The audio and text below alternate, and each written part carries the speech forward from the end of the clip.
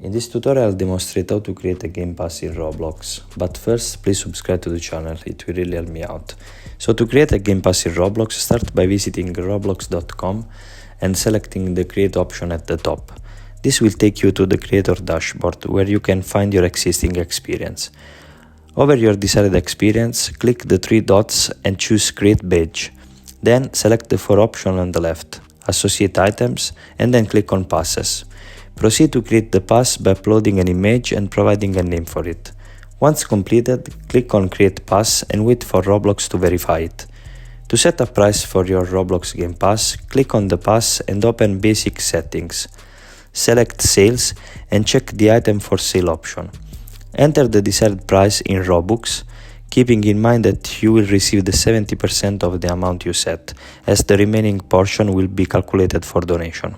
Now you are all set. I hope you have successfully created your Roblox Game Pass and priced it accordingly. If you found this tutorial helpful, please consider leaving a like and subscribe to the channel as a token of appreciation.